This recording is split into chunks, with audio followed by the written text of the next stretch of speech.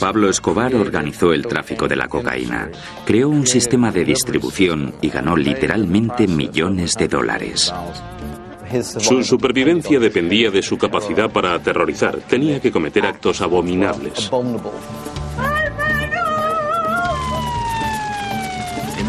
Básicamente, él le declaró la guerra a Colombia y Colombia le declaró la guerra a él. Era vengativo y rencoroso. Nunca olvidaba un desaire. Si alguien iba a por él, él iba a por ellos. Y con frecuencia de manera espectacular. En mi opinión, es la mente más criminal, cruel y despiadada que haya existido jamás.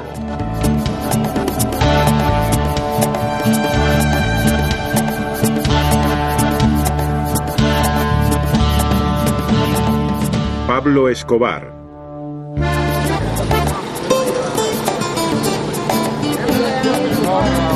En primavera del año 2002, numerosas personas se reunieron delante de una iglesia de Medellín, Colombia. Estaban allí para saludar a Hermilda Escobar, la madre del más famoso capo de las drogas del mundo, cuando llegara a misa.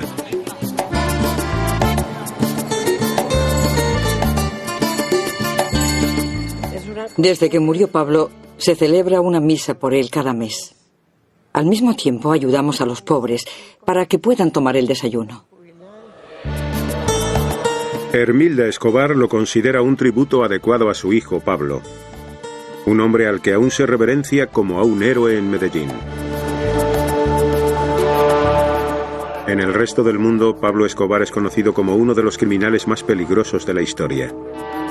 El primer cabecilla del narcotráfico, un pionero cuyo legado de violencia y corrupción sigue vivo una década después de su muerte. Le caracterizó su salvajismo absoluto. Pero el tipo de terrorismo de Escobar no era nuevo en Colombia. Comenzó mucho antes incluso de que él naciera. A finales de la década de los años 40, Colombia se vio destrozada por una guerra civil entre el Partido Conservador en el poder y su oposición liberal. De la violencia surgió un grupo de proscritos conocidos como los bandidos, que solo eran leales a sí mismos. Provenían de áreas rurales pobres y sembraron el miedo en los corazones de los poderosos. Para el hombre común, eran héroes.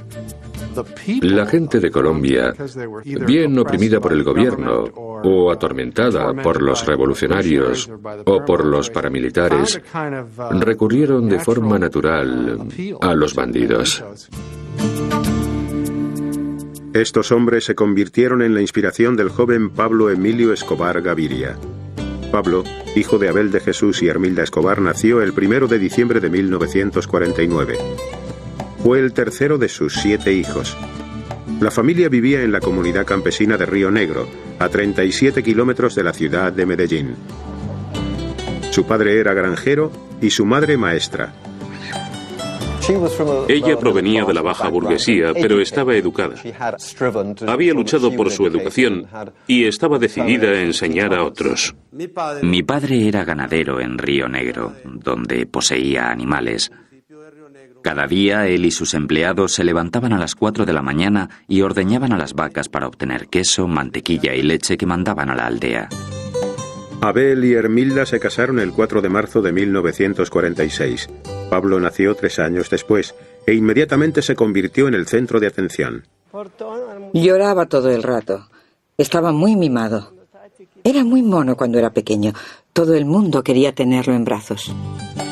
Cuando Pablo comenzó a ir al colegio, su madre se había convertido en el principal sostén y cabeza de familia. Enseñó a sus hijos el valor de la educación y de la caridad. Fue una buena madre, una madre clásica.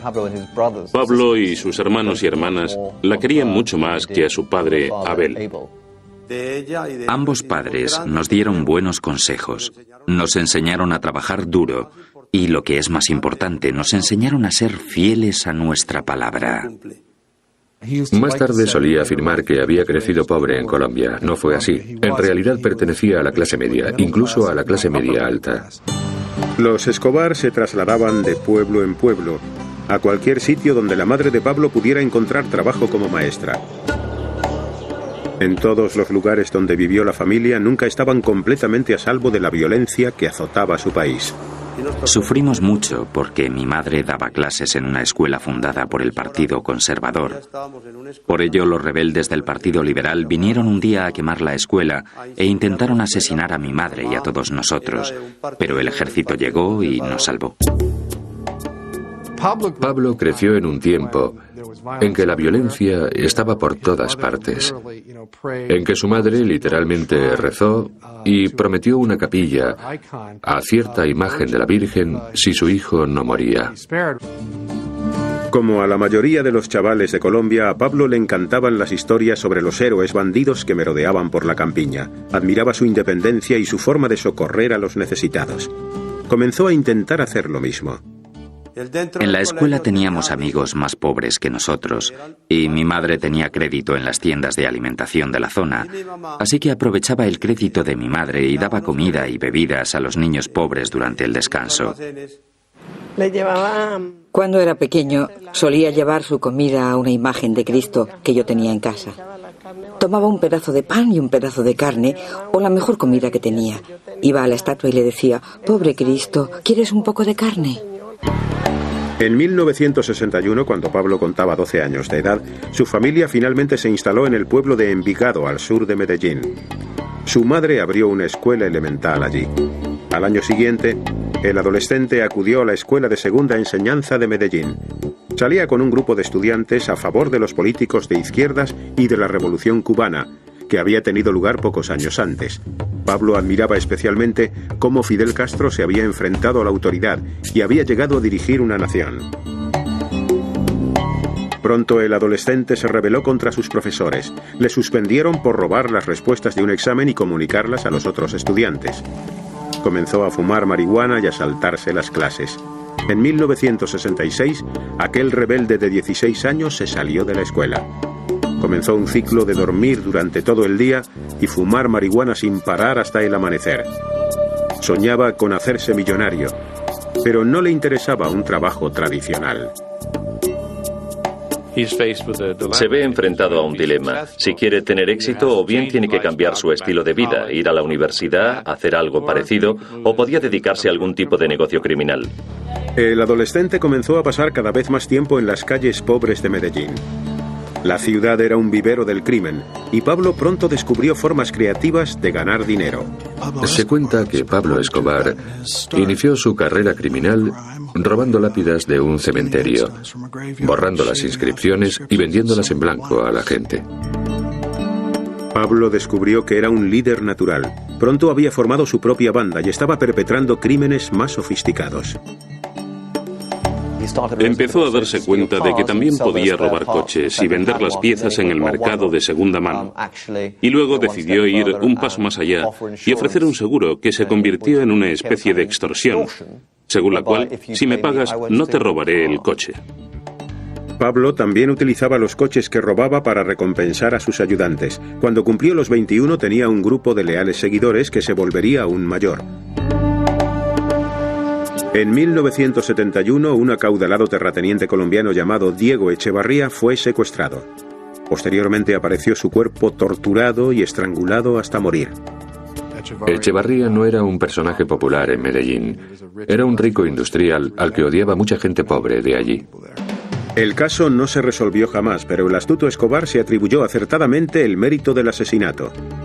Demostraba que Pablo era una persona a tener en cuenta, que no temía desafiar a alguien de los estratos superiores de la sociedad de Medellín. Más que nada, Pablo era una persona muy carismática, estaba muy seguro de sí mismo y resultaba extraordinariamente convincente. Se podría decir que tenía un ego exagerado. La gente pobre de Medellín se alegró de la muerte de Echevarría. Comenzaron a llamar a Escobar el Doctor, un título de respeto. Mientras en Colombia crecía la fama de Escobar, un importante cambio social estaba ocurriendo en los Estados Unidos. Durante la década de los 60, los jóvenes norteamericanos habían disfrutado con la exaltación de la marihuana, pero la generación de los años 70 buscaba una droga más dura y potente. La cocaína se estaba convirtiendo rápidamente en la nueva adicción de Estados Unidos y pronto proporcionaría a Pablo Escobar el combustible para levantar un imperio criminal. En 1972, Pablo Escobar, de 22 años de edad, ya se había convertido en uno de los criminales más notorios de Medellín, Colombia. Había robado coches, vendido mercancías de contrabando e incluso se había atribuido el mérito de asesinar a un adinerado terrateniente. Ahora estaba preparado para ampliar sus actividades más allá de Medellín. La cocaína, un extracto de las hojas de coca que florecían por toda Colombia, se estaba convirtiendo rápidamente en la droga favorita de los Estados Unidos. Escobar lo consideró su oportunidad de ganar dinero a lo grande. Las drogas, primero la marihuana y luego la cocaína, ofrecían una oportunidad a los jóvenes de ganar dinero deprisa. Y sí, había una obsesión por enriquecerse con rapidez. Es decir, ¿para qué pasarse 20 o 30 años ganando apenas lo suficiente si podías conseguir 1 millón de la noche a la mañana? El negocio todavía era nuevo y estaba relativamente desorganizado cuando Escobar comenzó como intermediario. Compraba cocaína a los productores y la vendía a los traficantes, que la enviaban a los Estados Unidos. La buena disposición de Escobar para matar y torturar le daban ventaja sobre los demás narcotraficantes. Si se enteraba de un contacto lucrativo, simplemente se hacía cargo. Siempre demostró a todos los que le rodeaban que no dudaría ni un momento en eliminar a cualquiera que se cruzara en su camino o supusiera una amenaza para él en el futuro. Si las cosas no se hacían como él quería, los hacía asesinar y seguía disfrutando de la cena. Poco después, Pablo Escobar dirigía la industria de la cocaína en Colombia. Una vez que hubo conseguido introducirse en los círculos de la droga, obtenía todo lo que quería, especialmente si se trataba de dinero y sexo. Siempre había preferido la compañía de las adolescentes. A los 25 años de edad, se enteró de que una de sus jóvenes amigas estaba embarazada. Pablo se casó con María Victoria Henao Vallejo, de 15 años de edad, en marzo de 1976. Un mes más tarde nació su hijo Juan Pablo. La pareja tendría una hija, Manuela, 3 años y medio después. Recuerdo que le dijo a mi madre que se sentía muy contento y muy orgulloso de ser el primero de sus hijos en darle un nieto. Aunque pensaba como un criminal, en lo que atañe a su familia la quería profundamente. Fue un hombre respetuoso con su madre, que cuidó de sus hermanos y para el que su esposa y sus hijos lo eran todo. No se puede decir que fuera el clásico hombre de familia, pues engañaba públicamente a su esposa y tenía amantes donde quiera que iba. Pero al mismo tiempo se veía a sí mismo como una especie de patriarca y padre amante, y realmente quería a su esposa y a los niños. El negocio de narcotráfico de Escobar creció tan deprisa en Sudamérica que pronto comenzó a enviar él mismo las drogas a los Estados Unidos. Uno de sus socios, Carlos Leder, ideó un innovador sistema de contrabando. Se le ocurrió la idea de organizar una red de transporte para la cocaína y montó una parada de transbordo con servicio completo en un diminuto cayo de las Islas Bahamas. Construyó pistas de aterrizaje, posibilidades para repostar, un hotel, todas las comodidades. Pablo se aseguró de que ningún narcotraficante sacara cocaína de Colombia sin su permiso. Cobraba una comisión del 35% por cada envío y garantizaba su llegada. Con aún más dinero a su disposición, construyó sus propios laboratorios de procesamiento de la cocaína. Hacia el verano de 1976, Escobar y otros 3 narcotraficantes crearon lo que posteriormente se conoció como el Cártel de Medellín. El Cártel de Medellín poseía la infraestructura en un tiempo en que nadie más la tenía. Si querías mover cocaína necesitabas los aviones, necesitabas la red de distribución. Tenía el negocio completamente montado desde la jungla hasta la esquina de una calle en los Estados Unidos. Pablo, de 29 años de edad, era el líder indiscutible del grupo. Sobornaba a jueces, políticos y policías para que su negocio siguiera funcionando como una seda. Empleaba la intimidación y la violencia siempre que era necesario y vivía según el lema plata o plomo. O coges el dinero o mueres. Y en prácticamente todos los casos entre plata o plomo, la gente coge la plata. Es algo natural para la naturaleza humana. Escobar se concentró en levantar su imperio y, al contrario de los que trabajaban para él, rara vez probaba el polvo blanco que vendía. Se dice que apenas probaba la cocaína. solía tratar con desprecio a las personas adictas. En 1979, el cártel de Medellín controlaba más del 80% de la industria norteamericana de la cocaína, que movía miles de millones de dólares. Y Pablo Escobar se había convertido en un hombre rico. Construyó una finca de 63 millones de dólares llamada Hacienda Los Nápoles, 120 kilómetros al este de Medellín. La pequeña avioneta que empleó para transportar su primer cargamento de cocaína se erguía orgullosa en la entrada de la propiedad de 7.400 acres.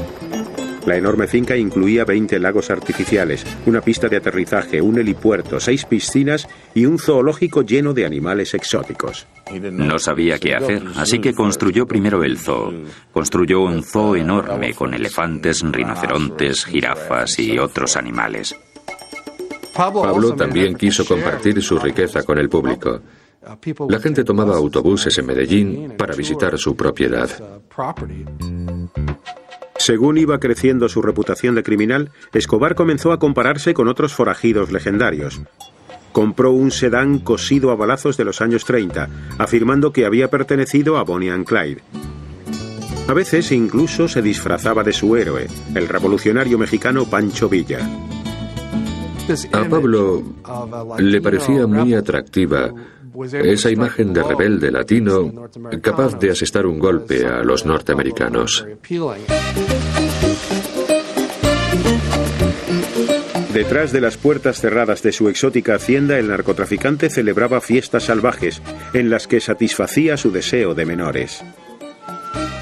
Escobar y sus secuaces recogían a colegialas en las calles de Envigado, a la salida de los colegios, y las invitaban a que volvieran. Y si posteriormente esas niñas resultaban problemáticas en algún sentido, quizá por quejarse a la policía o a los padres, o si se creía que habían visto demasiado, las liquidaban sin más ceremonias. Las invitaciones de él. Sus invitaciones estaban bastante solicitadas entre la élite de la sociedad colombiana. Se consideraba a Pablo el mejor anfitrión de Latinoamérica.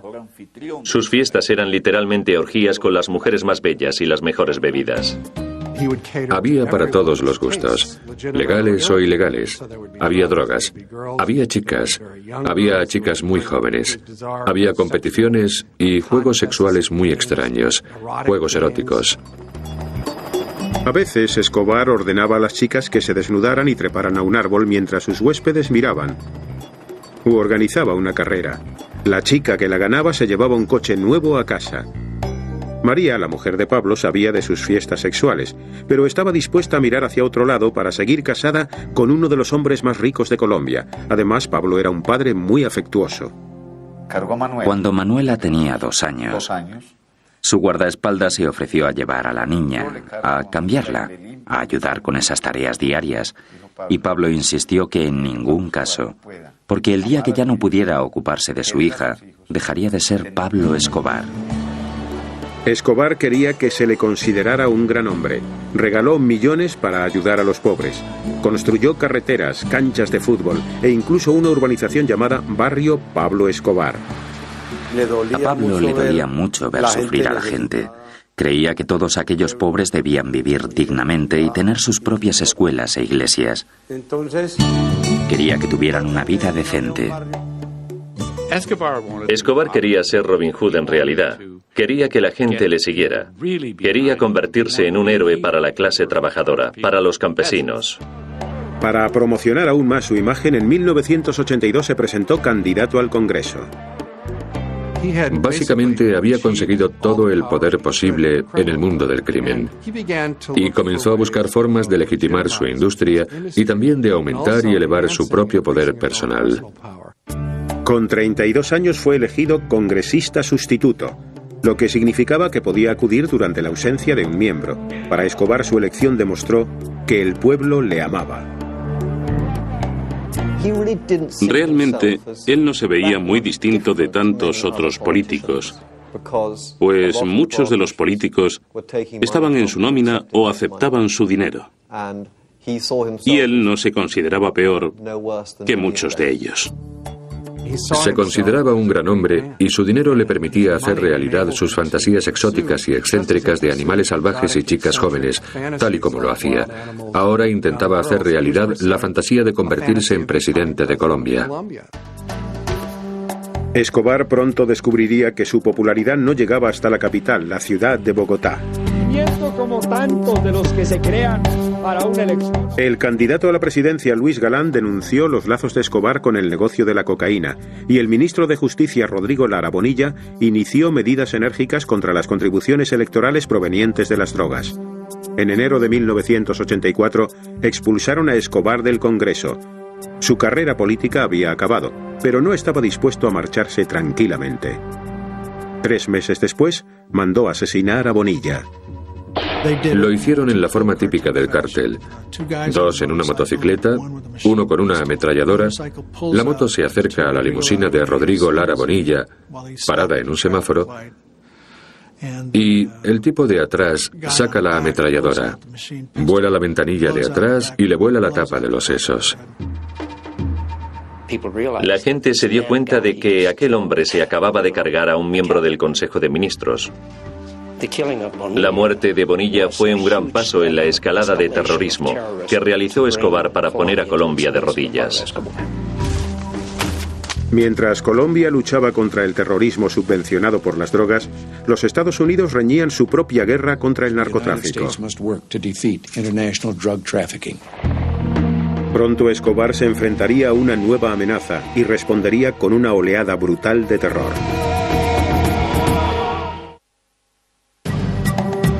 A mediados de la década de los 80, el imperio de la cocaína de Pablo Escobar tenía sida por la garganta a la nación colombiana.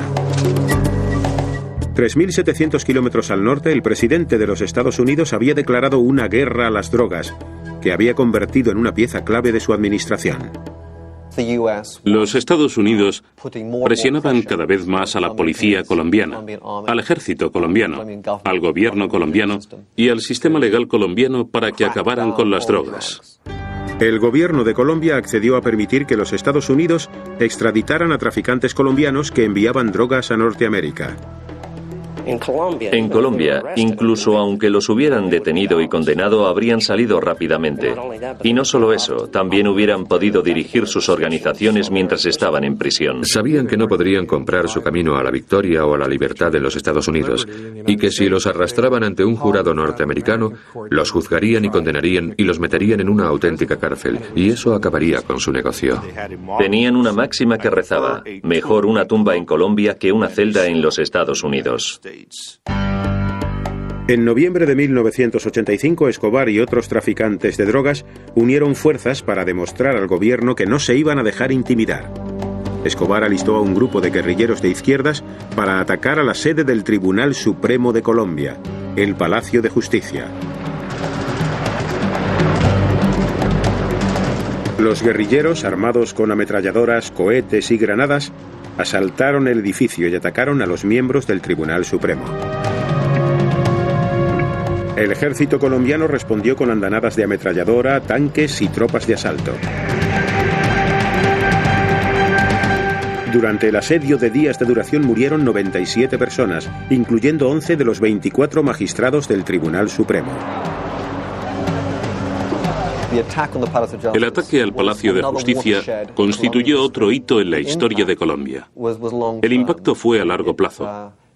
Aterrorizó al Poder Judicial. Eliminó del corazón de la judicatura a toda una serie de magistrados que eran hombres buenos, valientes y morales. Los guerrilleros también destruyeron los documentos de extradición. Vendieron al pueblo de Colombia la idea de que el terrorismo estaba causado por la extradición. Al año siguiente, el Tribunal Supremo de Colombia invalidó el tratado que permitía la extradición. Pero pocos días después fue restablecido por el nuevo presidente de Colombia, Virgilio Barco. Pablo Escobar temía de nuevo que le enviaran a los Estados Unidos. Construyó casas seguras por toda Colombia y consiguió mantenerse un paso por delante de la ley gracias a los soplos de agentes del gobierno en su nómina y de sus leales seguidores campesinos. Alertaban a Escobar tan pronto como veían un helicóptero, en cuanto veían un camión de la policía que se aproximara a la zona, dándole tiempo de sobra para evitar la detención. Recuerdo una vez que había 2 helicópteros volando sobre el edificio buscándole. Mientras que cualquier otra persona habría salido corriendo del edificio presa del pánico, Pablo no salió hasta que se peinó y se afeitó. Después de más de 3 años de fuga, Escobar intentó cerrar un trato con el gobierno colombiano en 1989. Se entregaría con una condición: que no le extraditarían a Estados Unidos. El gobierno rehusó. Pablo no estaba dispuesto a aceptar aquella respuesta. El 18 de agosto, el candidato favorito a la presidencia, Luis Galán, iba a hablar en un mitin político de la campaña electoral. Luis Carlos Galán era probablemente lo que yo llamo el Kennedy colombiano. El pueblo le quería. Estaba en contra de las drogas, a favor de la extradición. Y eso es lo que tenía permanentemente preocupado a Escobar, la extradición. Justo cuando Galán iba a dirigirse a la multitud, le mató uno de los pistoleros de Escobar. El asesinato conmocionó al país. La gente de Colombia reaccionó de la misma forma que lo hubiera hecho la de los Estados Unidos. Un candidato muy popular a la presidencia había sido asesinado y se sabía quién era el responsable.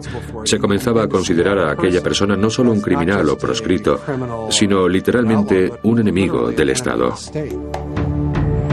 Además, la campaña de terror de Escobar no había terminado. 3 meses después, el 27 de noviembre, hizo introducir una bomba clandestinamente en un avión de pasajeros de Avianca. El sucesor de Luis Galán, el candidato a la presidencia César Gaviria, debía viajar en ese vuelo. 3 minutos después del despegue de Bogotá, el aparato estalló y murieron las 107 personas que iban a bordo. Resultó que Gaviria ni siquiera volaba en el avión. Se habían cometido tantos actos de terrorismo que se trataba tan solo de una más de aquellas muchas cosas que ocurrían y que no tenían explicación, porque en la mayoría de los casos no decían fuimos nosotros, simplemente lo hacían. Puede que Pablo fuera un monstruo en muchos aspectos, pero no era estúpido y no estaba loco. Tenía muy bien pensado lo que hacía. Para Pablo Escobar, su supervivencia dependía de su capacidad de aterrorizar. Y para aterrorizar, tenía que cometer actos abominables. Se volvió cada vez más inmune a cualquier sentido del valor de la vida humana. A finales de la década, Pablo Escobar había originado una epidemia de violencia que estaba arrasando Colombia. Tan solo en Medellín había más de 200 asesinatos cada fin de semana. Y entre tanto, el imperio de la droga de Escobar seguía prosperando. En 1990, la revista Forbes señaló al narcoterrorista de 40 años como una de las personas más ricas del mundo, con un valor de aproximadamente $3.000 millones. Pero también había otra lista: los narcotraficantes más buscados de Estados Unidos. Pablo Escobar se enfrentaría pronto a una unidad militar de élite creada con un solo objetivo: cazarle. Para 1990, el narcotraficante multimillonario Pablo Escobar se había convertido en el hombre más temido de Colombia y en el criminal más famoso del mundo. En respuesta, el gobierno colombiano formó un equipo especial de operaciones conocido como el Bloque de Búsqueda. Su misión: acabar con Escobar. Lo organizó el gobierno colombiano, tomando los mejores policías de los grupos de élite, también del ejército, de los servicios secretos e investigadores de la oficina del fiscal. El bloque de búsqueda contaba también con un apoyo poderoso, un equipo sofisticado de expertos en vigilancia estadounidenses. Operaban desde pequeños aviones, iguales que las típicas avionetas privadas de playa de 2 hélices. De hecho, cada una de ellas era un avión espía de $50 millones, armado con antenas y dispositivos de escucha que les permitiría registrar prácticamente cualquier tipo de comunicación electrónica en la zona. El equipo de vigilancia se sintió conmocionado en numerosas ocasiones por la brutalidad de Escobar, incluso durante las llamadas telefónicas a su familia. Está hablando con su mujer. El teléfono está interceptado. Y le está diciendo cuánto la ama. Por detrás se oye clamar a alguien. Y él intenta tapar el auricular, pero no lo hace muy bien. Y le grita a la gente: tapadle la boca. Y luego sigue hablando con su mujer, diciéndole cuánto la echa de menos y cuánto la ama. Escobar nunca permanecía mucho tiempo en un lugar, pero cuando la policía colombiana y el bloque de búsqueda mataron a algunos de sus socios, el capo del narcotráfico se dio cuenta de que no podría huir para siempre, así que ideó un plan. 3 semanas después de que el nuevo presidente César Gaviria entrara en funciones, en agosto de 1990, los sicarios de Escobar raptaron a miembros de algunas de las familias más ricas de Colombia. Pablo esperaba que las familias presionaran al gobierno para que acabara con la extradición y poder evitar así que le enviaran a los Estados Unidos a ser juzgado. Cuando raptó a los retoños de aquellas familias y amenazó con matarlos, algunos de los miembros más prominentes de las familias, que habían sido ellos mismos antiguos presidentes y antiguos jefes del país, ejercieron presión sobre el gobierno para conseguir que sus familiares fueran liberados ilesos. La maniobra de Escobar funcionó. Para detener los secuestros, el gobierno prohibió la extradición. Desaparecida la amenaza de que le enviaran a los Estados Unidos, Escobar se rindió el 19 de junio de 1991. Cerró un trato con César Gaviria y fue el mejor trato de todos los tiempos para un criminal, pues accedía a declararse culpable de un crimen relativamente menor, a cambio de lo cual se le perdonaban todos sus crímenes del pasado. Intentamos vender la idea de que si él se entregaba y confesaba algunos crímenes, nosotros le meteríamos en la cárcel. Y en esa cárcel estaría seguro. Creo que subestimamos la capacidad de corrupción e intimidación de Escobar. El gobierno colombiano y César Gaviria aparecieron en los periódicos estadounidenses mostrando que habían arrestado a Pablo Escobar.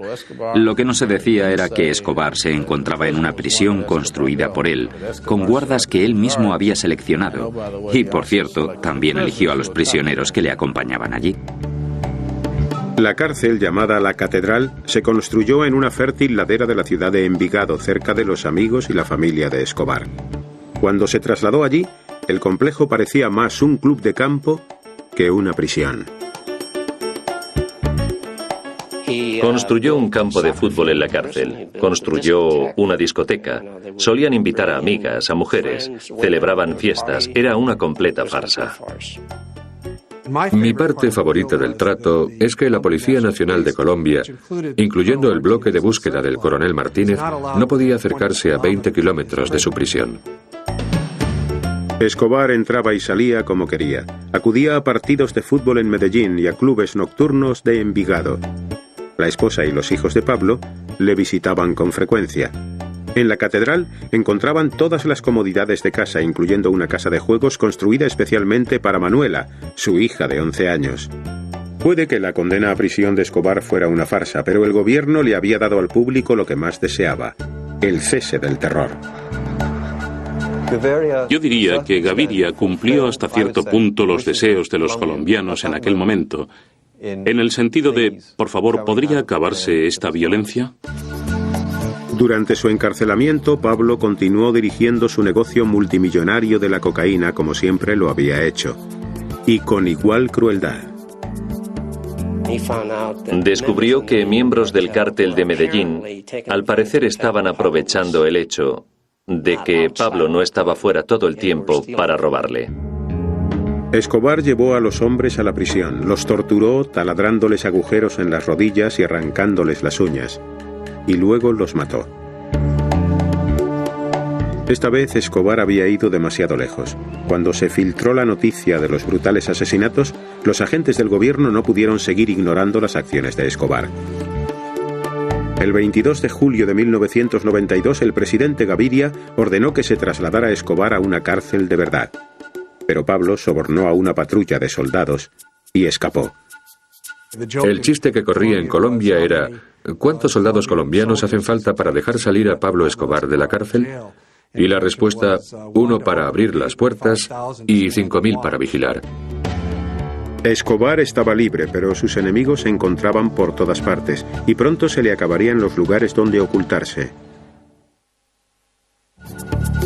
En julio de 1992, Pablo Escobar, de 42 años, escapó de la cárcel de la Catedral y estaba en fuga.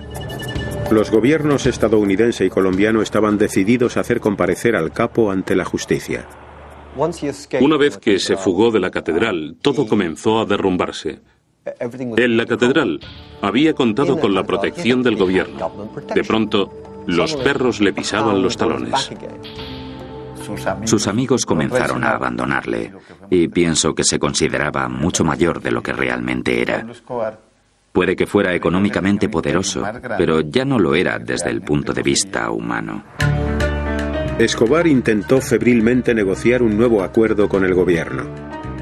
Creo que César Gaviria, en colaboración con el gobierno estadounidense, había decidido que ya no quería más tratos con Pablo Escobar, que iban a cazarlo y a matarlo. En el pasado, Escobar había utilizado el terrorismo para obligar al gobierno a darle lo que quería. Así que decidió intentarlo de nuevo. El 30 de enero de 1993 plantó un coche bomba cerca de una librería en una bulliciosa calle de Bogotá. La bomba explotó mientras la tienda estaba llena de niños con sus padres que compraban útiles para el colegio.